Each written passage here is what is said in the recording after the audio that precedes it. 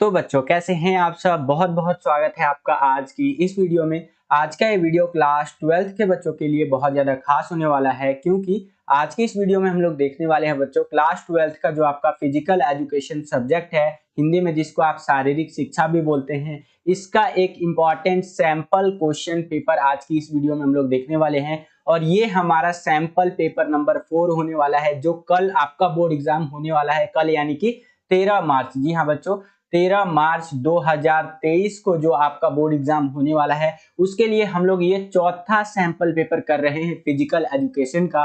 और ये बहुत ज्यादा इंपॉर्टेंट होने वाला है आपके कल के पेपर के लिए, क्योंकि जो हम लोग इस सैंपल पेपर के अंदर पेपर का पैटर्न डिस्कस करेंगे, वही पेपर का पैटर्न आपके कल के पेपर के अंदर आएगा। और साथ ही साथ जो क्वेश्चंस हम लोग डिस्कस करेंगे, उसमें से बहुत सारे क्वेश्चंस डिट्टो रिपीट होने के चांसेस है कल के पेपर के अंदर। तो पूरा वीडियो जरूर देखिएगा। और अगर आप चाहते हैं कि इसी प्रकार की वीडियोस हम आपके लिए लेकर के आते रहें, तो इस वीडियो को ज्यादा से ज्यादा लाइक कीजिएगा। जितना ज्यादा आप वीडियो को लाइक करेंगे, उतना ज्यादा हमारा मोटिवेशन बढ़ता है और वीडियोस को बनाने के लिए। आप लोग सोचते हैं कि सर तो एक लाइक आपका हम करेंगे तो इससे होगा क्या? तो इससे देखो भाई, मोटिवेशन बढ़ता है बेसिकली, ठीक है। आपके लिए तो लाइक जो होता है ये फ्री ऑफ कॉस्ट होता है, इसका कोई भी पैसा नहीं लगता है। लेकिन हमारे लिए इसकी जो कीमत है वो करोड़ों में है, कह लीजिए अरबों में है, क्योंकि इससे हमारा मोटिवेशन बढ़ता है। हमें लगता है कि बच्चे वीडियो को लाइक कर रहे हैं यार, मतलब वीडियो बच्चों को पसंद आ रहा है, उनका काम में आ रहा है, ठीक है। तो वीडियो को ज्यादा से ज्यादा लाइक कीजिएगा। और अगर आप चैनल पर नए आ गए हैं, चैनल को सब्सक्राइब नहीं किया है, तो क्या कर रहे हैं आप, आज ही सब्सक्राइब कर लीजिए all CBSE education in Hindi को।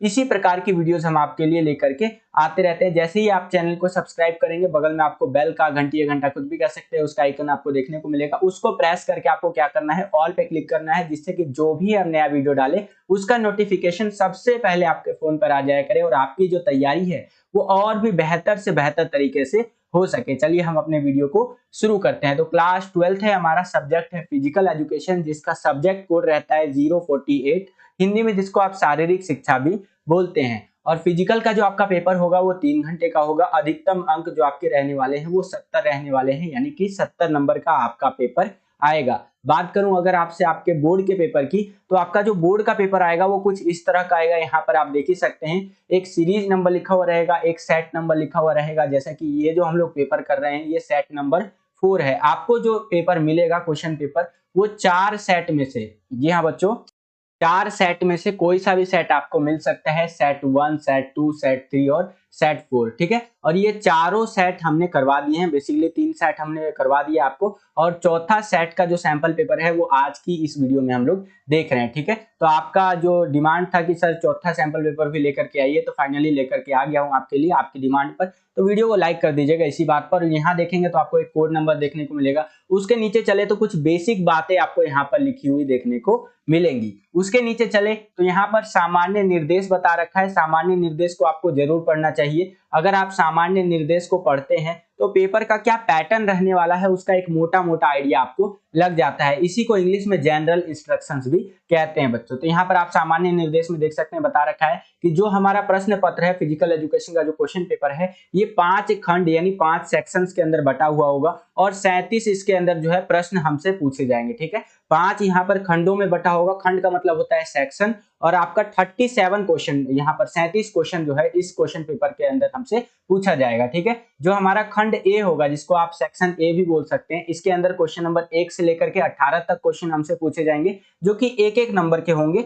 और ये बहुविकल्पीय प्रकार के प्रश्न होने वाले हैं, मतलब कि एमसीक्यू वाले क्वेश्चन होंगे, ठीक है। ये जो एमसीक्यू वाले क्वेश्चन होते हैं, आपको पता ही है कि 4 आपको वहां पर विकल्प दे देता है, ऑप्शन दे देता है, और उसमें से जो एक सही विकल्प आपको लगता है वो सिलेक्ट करके आपको लिखना होता है, वही आपका वहां पर आंसर होता है, ठीक है। तो ये हो गया आपका सेक्शन ए में, आपका इस प्रकार का क्वेश्चन पूछा जाएगा। उसके बाद बात करें सेक्शन बी की, तो इसके अंदर क्वेश्चन नंबर 19 से लेकर के 24 तक क्वेश्चन हमसे पूछे जाएंगे। और ये जो क्वेश्चन है ये 2-2 नंबर के रहने वाले हैं, ठीक है। इनका आंसर जो आपको देना है वो 60 से 90 शब्दों में देना है, ठीक है। यानी कि 60 to 90 वर्ड्स के अंदर इसका आंसर आपको देना है बच्चों। उसके नीचे चले तो हमारा खंड सी यानी सेक्शन सी आ जाता है, जिसके अंदर क्वेश्चन नंबर 25 से लेकर के 30 तक क्वेश्चन हमसे पूछे जाएंगे। और ये 3-3 नंबर के क्वेश्चन होंगे, ठीक है। ध्यान रखिएगा, 3 मार्क्स वाले क्वेश्चन होंगे।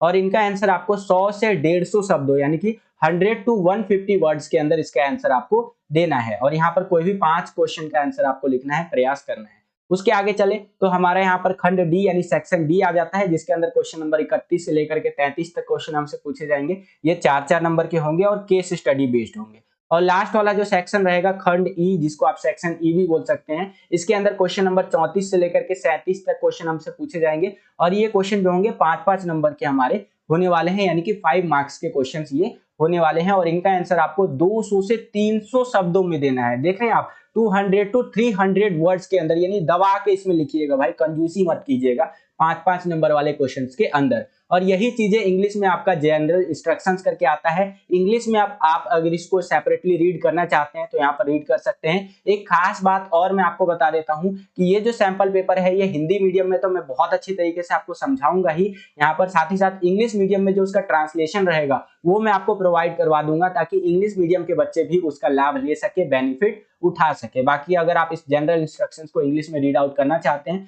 तो वीडियो को पॉज करके रीड कर सकते हैं। ठीक है, तो ये कुछ बातें रही जो कल आपका पेपर होने वाला है, यानी कि 13 मार्च 2023 को फिजिकल का जो आपका पेपर होने वाला है उससे संबंधित आपको पता होना चाहिए। आई होप कि आपको ये बातें समझ में आई होंगी। चलिए हम अपने वीडियो को शुरू करते हैं और सेक्शन वाइज देखते हैं कि किस प्रकार के क्वेश्चन सबसे पूछे गए हैं और कैसे हम उनका आंसर दे सकते हैं। तो चलिए वीडियो को शुरू करते हैं। हम लोग आ गए हैं सेक्शन ए के अंदर, जिसको हिंदी में आप अनुभाग ए या खंड ए भी बोलते हैं। इसके अंदर हमसे एमसीक्यू बेस्ड जो क्वेश्चंस होते हैं वो पूछे जाएंगे, जैसा कि मैंने आपको बताया था। तो चलिए देखते हैं एक करके क्वेश्चंस को।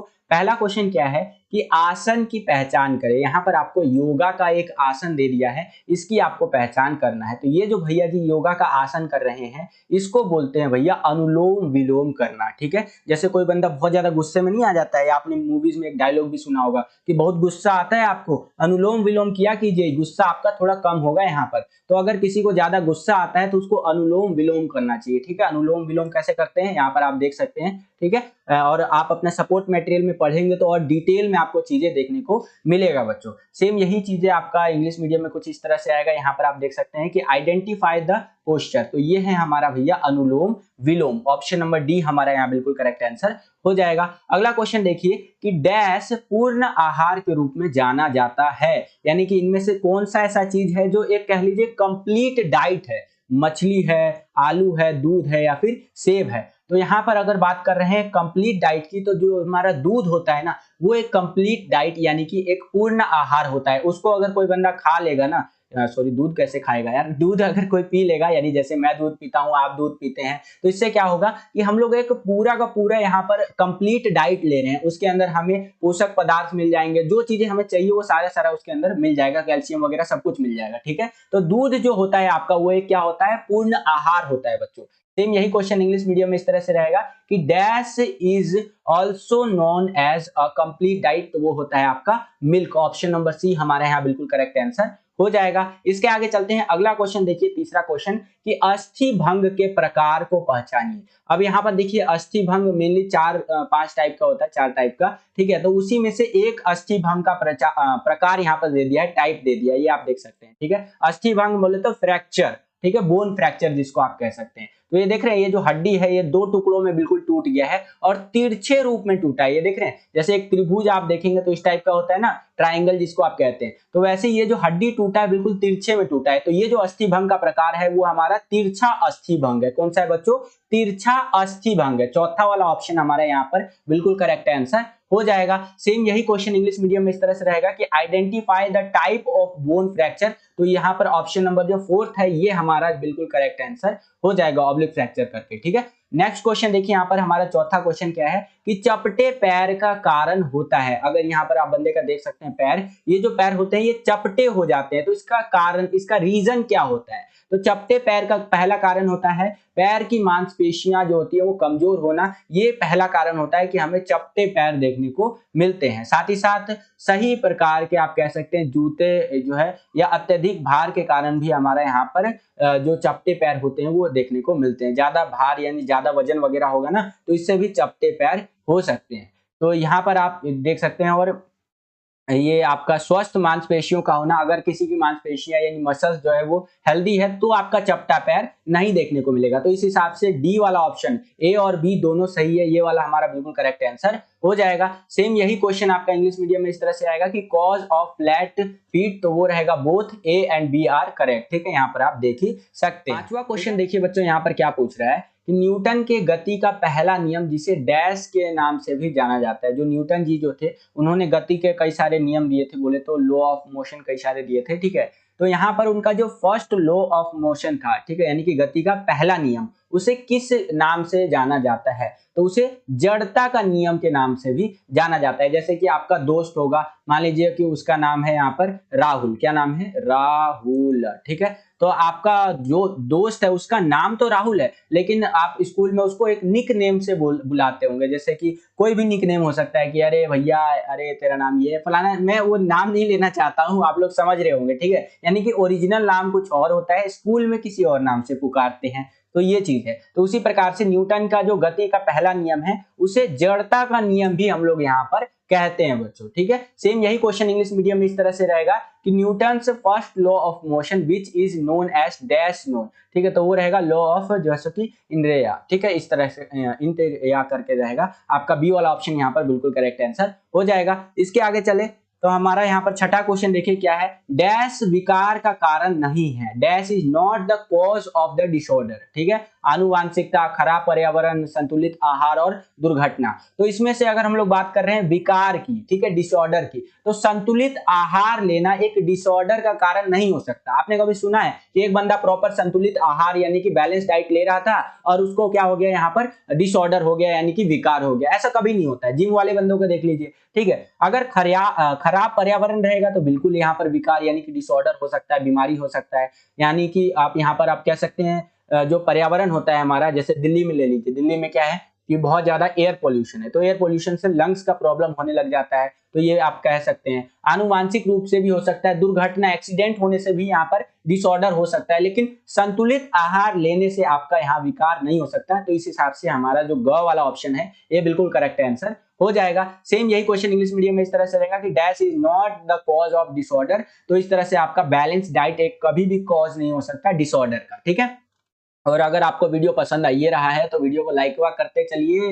जितना ज्यादा वीडियो को लाइक करेंगे उतना ज्यादा हमारा मोटिवेशन बढ़ता है और वीडियोस को बनाने के लिए, ठीक है। तो दबा के लाइक और शेयर ठोक दीजिए, ठीक है। चलिए नेक्स्ट क्वेश्चन यहाँ पर क्या है, सातवां क्वेश्चन क्या है कि किस स्थिति में प्राथमिक चिकित्सा दी जाती है? In which situation first aid is given, यानी कि कह लीजिए फर्स्ट एड जो होता है प्राथमिक चिकित्सा वो कब दिया जाता है? तो अचानक चोट जब लग जाता है ना, तब यहाँ पर प्राथमिक चिकित्सा दी जाती है। एग्जाम्पल के लिए आप मान लीजिए कि एक क्रिकेट ग्राउंड में मैच चल रहा है, ठीक है, और मैच में किसी खिलाड़ी को, मान लीजिए कि यहाँ पर विराट कोहली जी को पैर में चोट लग गई, तो तुरंत एक बॉक्स लेके आएंगे इस तरह से, अरे ओ माय गॉड क्या लग गया विराट कोहली जी को, जल्दी से जल्दी फर्स्ट एड बॉक्स खोलिए, इसमें से इनको पट्टी उट्टी कीजिए, दवाई ववाई दीजिए। तो वो होता है हमारा प्राथमिक चिकित्सा। तब दिया जाता है जब अचानक से चोट लग जाता है, ठीक है, तब वहां पर हम लोग इसको प्राथमिक चिकित्सा देते हैं किसी भी व्यक्ति को। सेम यही क्वेश्चन इंग्लिश मीडियम में इस तरह से रहेगा कि in which situation first aid is given. तो वो रहेगा आपका इन अ सडन इंजुरी, जब आपको सडन इंजुरी होता है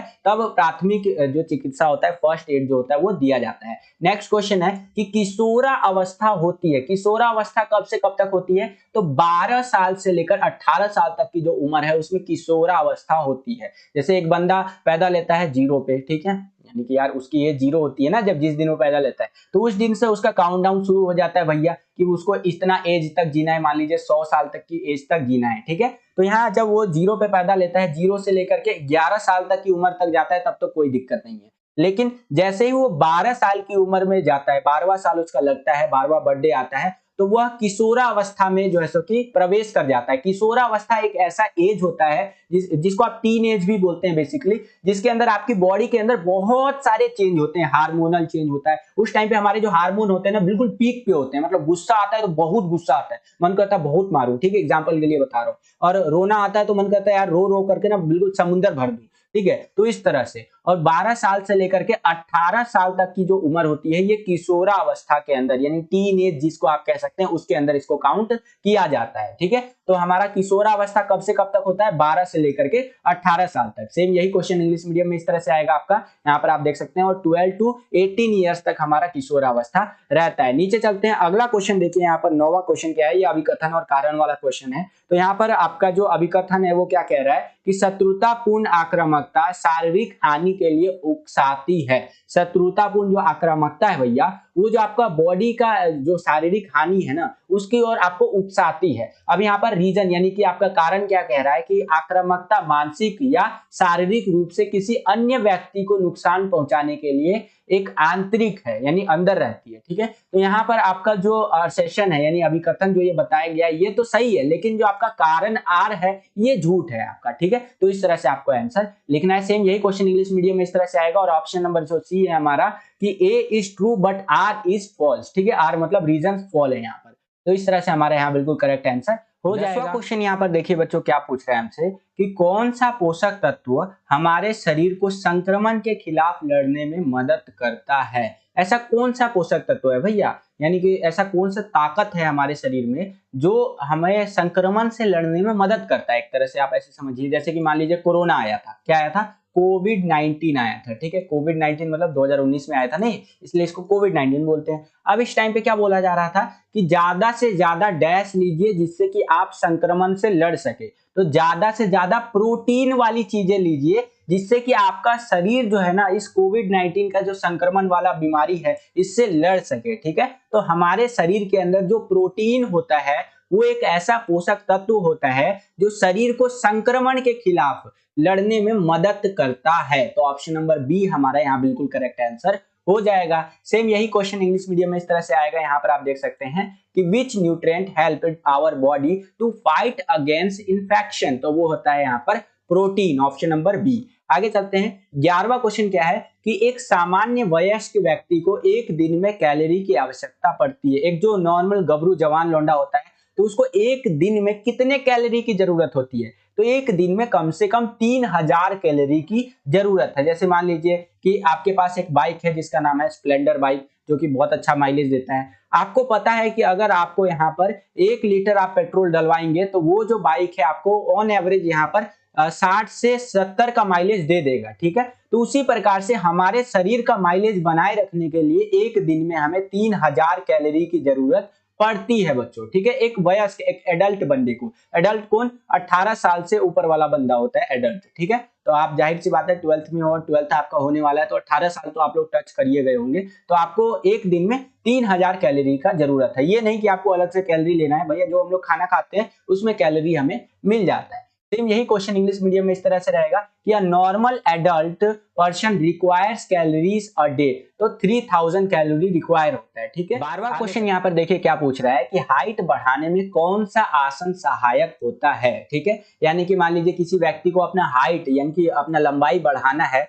तो उसे योगा का कौन सा आसन करना चाहिए, तो उसे योगा का ताड़ासन करना चाहिए जिससे कि उसका हाइट बढ़ जाएगा। ठीक है, ताड़ासन काइंड ऑफ आप कह सकते हैं एक लटकने वाला आसन होता है जिसमें एक व्यक्ति क्या होता है ऊपर की ओर इस तरह से करके होता है और यहाँ पर लटकता है। आप अपने सपोर्ट मटेरियल में भी देखेंगे तो आपको ताड़ासन देखने को मिल जाएगा। ठीक है, तो अगर आपका दोस्त है कोई जिसकी हाइट कम है और सब उसको जो है सो कि बोलते हैं कि अपना हाइट बढ़ाओ अपना हाइट बढ़ाओ, तो आप उसको बोल सकते हैं कि भाई तेरे को अगर अपना हाइट बढ़ाना है तो तू यहाँ पर योगा का ताड़ासन करने लग जा, तेरी हाइट इंक्रीज होने के चांसेस बहुत ज्यादा बढ़ जाएंगे। काइंड ऑफ आपका हाइट भी बढ़ सकता है। ठीक है, तो बी वाला ऑप्शन हमारा बिल्कुल करेक्ट आंसर हो जाएगा। सेम यही क्वेश्चन इंग्लिश मीडियम में इस तरह से आएगा कि विच पोस्चर इज हेल्पफुल इंक्रीजिंग जो सो कि इन इंक्रीजिंग हाइट, तो वो रहेगा आपका ताड़ासन। ठीक है, नेक्स्ट क्वेश्चन देखिए 13वां क्वेश्चन कि कोबरा पोज को संस्कृत में कहा जाता है। देखिए घुमा करके पूछ लिया ना क्वेश्चन आपसे, अब बोलेंगे यार सर जी हम तो फिजिकल पढ़ के आए थे संस्कृत का पूछ रहा है सर जी, तो ऐसा क्वेश्चन भी थोड़ा सा ट्रिकी लगा करके पूछ लेता है।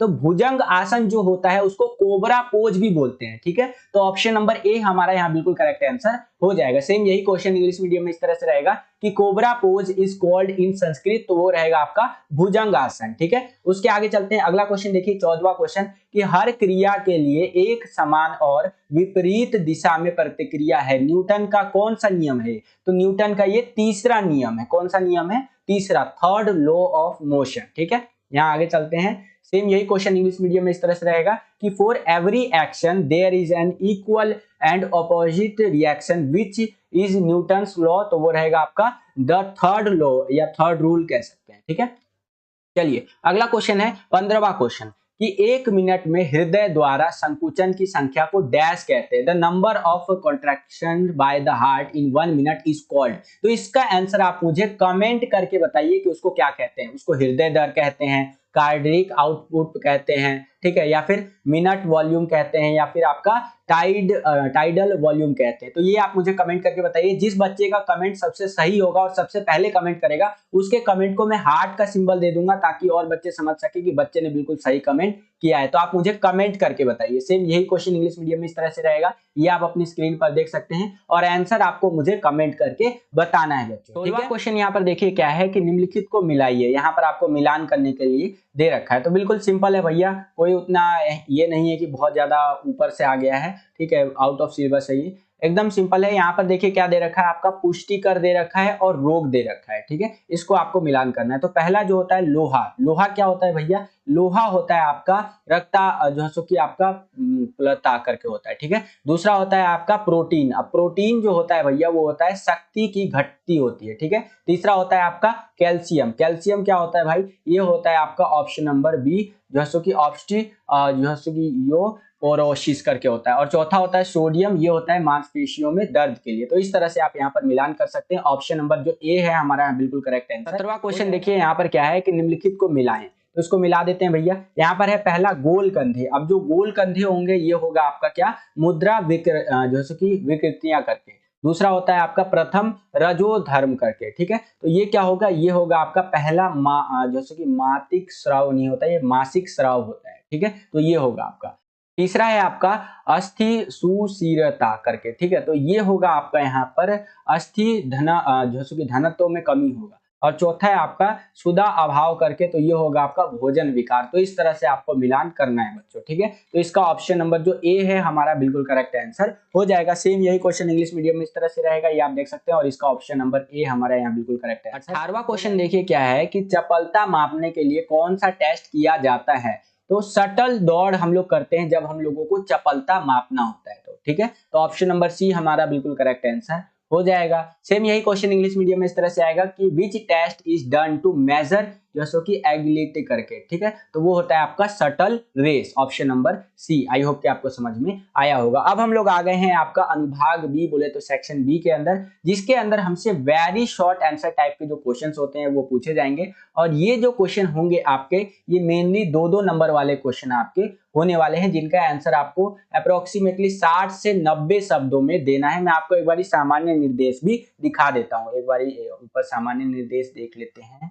वैसे तो आपका इतने ही में आंसर देना है, यहाँ पर आप देख भी सकते हैं कि आपका जो खंड बी होगा, सेक्शन बी, उसके अंदर क्वेश्चन नंबर 19 से लेकर के 24 तक क्वेश्चन हमसे पूछे जाएंगे। 2-2 नंबर के क्वेश्चन होने वाले हैं और 60 से 90 शब्दों में इनका आंसर देना है, ठीक है। तो चलिए देखते हैं एक एक करके। 19वां क्वेश्चन देखिए बच्चों क्या पूछ रहे हैं हमसे कि बीएमआई से आप क्या समझते हैं बताइए, ठीक है। तो बीएमआई आपने बहुत बार सुना होगा, मैं आपको बता भी देता हूं। बीएमआई का मतलब होता है बॉडी मास इंडेक्स करके, ठीक है। तो ये होता है आपका बीएमआई। अब इससे आप समझते क्या है वो थोड़ा सा बता दीजिए। तो यहाँ पर देख लीजिए हम लोग क्या समझते हैं कि बीएमआई एक सांख्यिकीय मापन है जिसकी गणना के द्वारा हमें व्यक्ति के अल्प भार, सामान्य भार तथा अति भार, मोटापे के बारे में जानकारी मिलती है। यानी कि बीएमआई का इस्तेमाल करके हम लोग एक व्यक्ति का जो आइडल वेट है, यानी मान लीजिए कि एक व्यक्ति का हाइट है 5'4", तो इसकी हाइट होनी चाहिए मान लीजिए 50 से लेकर के 60 किलो के बीच में, ठीक है। तो ये निकाल सकते हैं। अगर इसका कम वेट है इससे तो ये भी निकाल सकते हैं, इससे ज्यादा वेट है तो ये भी निकाल सकते हैं। मतलब कि उसका जो आदर्श भार होता है,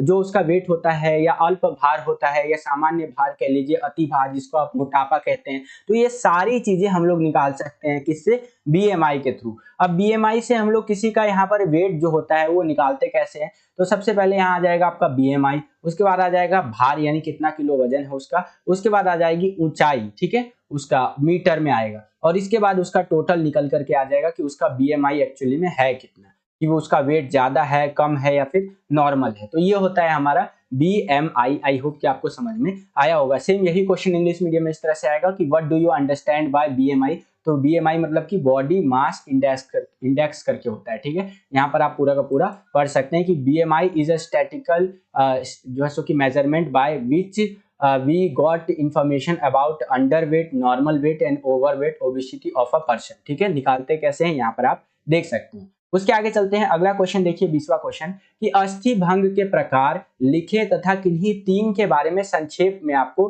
लिखना है। तो अस्थि भंग के कितने प्रकार होते हैं। अस्थि भंग जिसको आप लोग फ्रैक्चर भी कह सकते हैं, बोन फ्रैक्चर, जो हमारी हड्डियां का जो फ्रैक्चर हो जाता है ना, उसको भी आप अस्थि भंग कह सकते हैं, मतलब वो होता ही अस्थि भंग वही है। अब देखिए यहाँ पर अस्थि भंग की चोटों के विभिन्न प्रकार जो कि निम्नलिखित है। एक होता है आपका कच्ची अस्थि भंग, जिसको ग्रीन जैसे कि स्टिक फ्रैक्चर बोलते हैं। दूसरा होता है बहुखंड अस्थि भंग, जिसको कम्युनिकेटेड करके जैसे कम्युनिकेटेड फ्रैक्चर बोलते हैं। तीसरा होता है अनुप्रस्थ अस्थि भंग, यहाँ पर आप देख सकते हैं। फिर होता है तिरछा अस्थि भंग, पचंडी अस्थि भंग। और इन सब का इमेज भी मैं आपको दिखा देता हूँ। देखिए कच्चा वाला जो अस्थि भंग है वो कुछ इस प्रकार से होता है, ये आप देख सकते हैं। दूसरा होता है बहुखंड अस्थि भंग, वो इस प्रकार से होता है।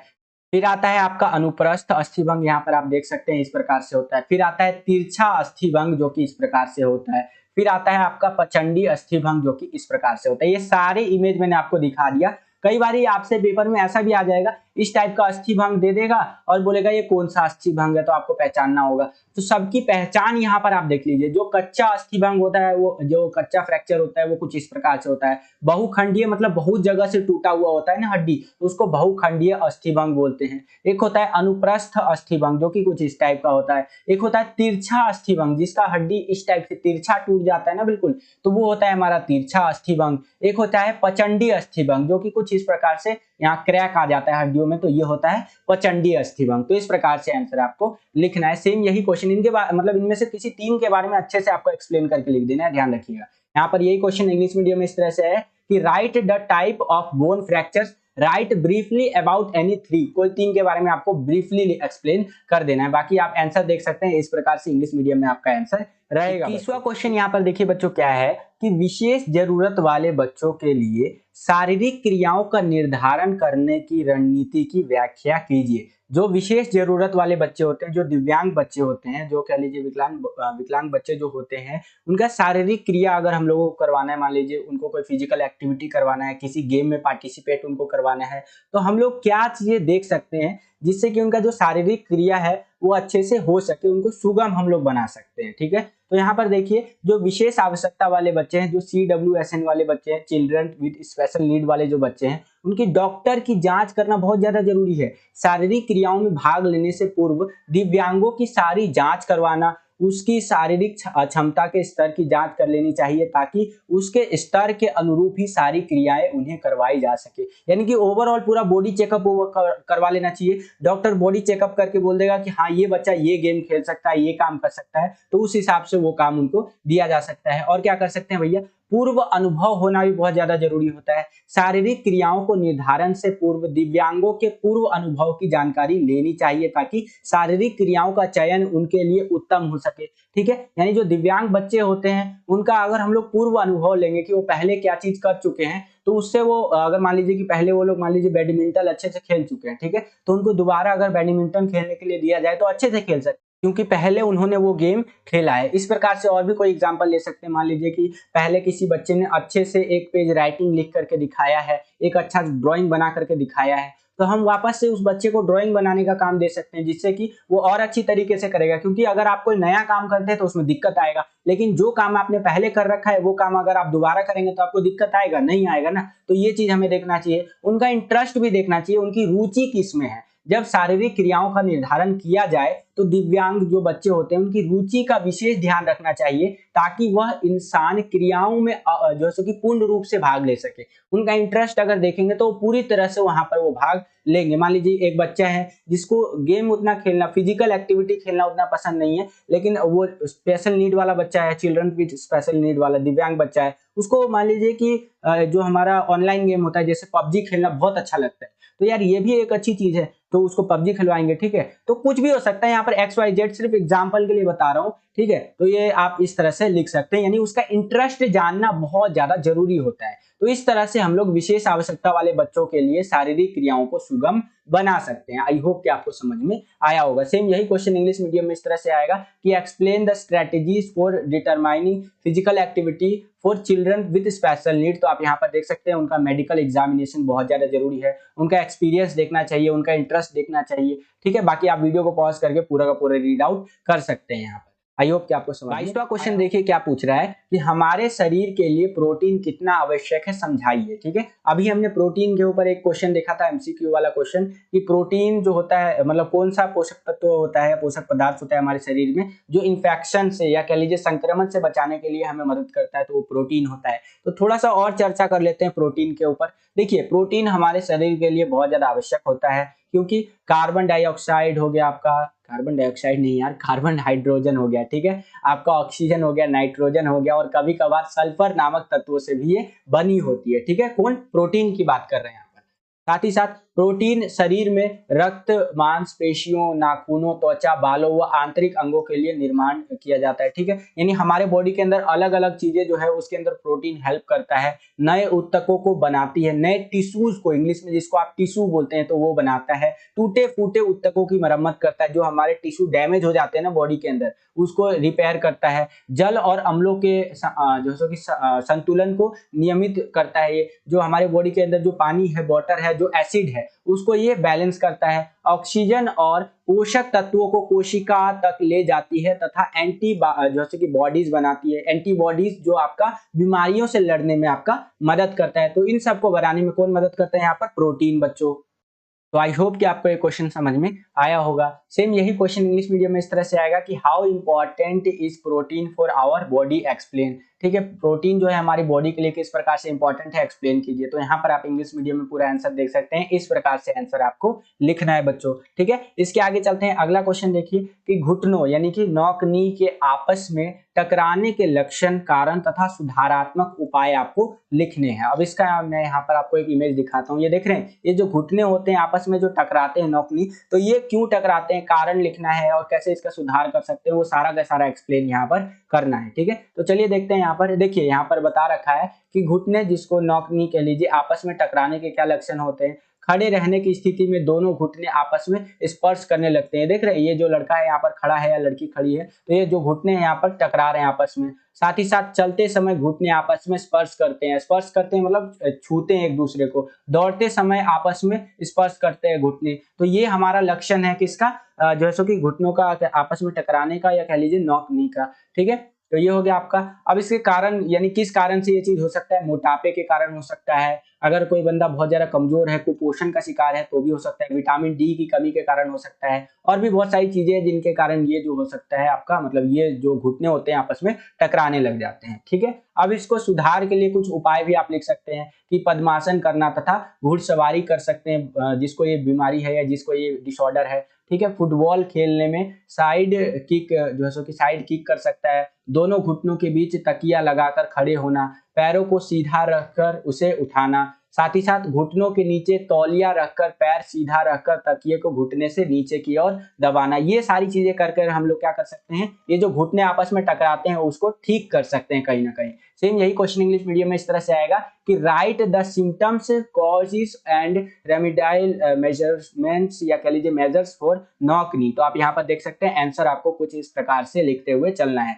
ये सिम्टम्स है हमारे, यहाँ पर आप देख सकते हैं। रीजंस क्यों होता है, ओबेसिटी के कारण हो सकता है, विटामिन के कारण, माल न्यूट्रिशन यानी कह लीजिए कुपोषण के कारण हो सकता है। यहाँ पर आप सारा का सारा देख सकते हैं, तो इस तरह से यहाँ पर लिखना है। और करेक्टिव मेजर यानी कैसे इसका सुधार कर सकते हैं, यहाँ पर आप देख सकते हैं, पद्मासन कर सकते हैं, हॉर्स राइडिंग कर सकते हैं। सारा का सारा वीडियो को पॉज करके आप यहाँ पर रीड आउट कर सकते हैं। ठीक है, इसके आगे चलें तो अगला क्वेश्चन देखिए, 24वां क्वेश्चन क्या है कि लौह तत्व, जिसको आयरन आप कह लीजिए, और कैल्शियम की हमारे शरीर में भूमिका को स्पष्ट कीजिए। हमारे शरीर में जो लौह तत्व होता है, कई सारे बच्चे बोलेंगे सर जी लोहा खाते हैं क्या हम लोग, तो देखो भाई लोहा नहीं खाते हैं, लेकिन जो हम लोग खाना खाते हैं ना उसके अंदर हमें लौह तत्व मिलते हैं और कैल्शियम मिलता है। तो इसको हमारे शरीर का कह लीजिए एक जरूरत है हमारे शरीर का।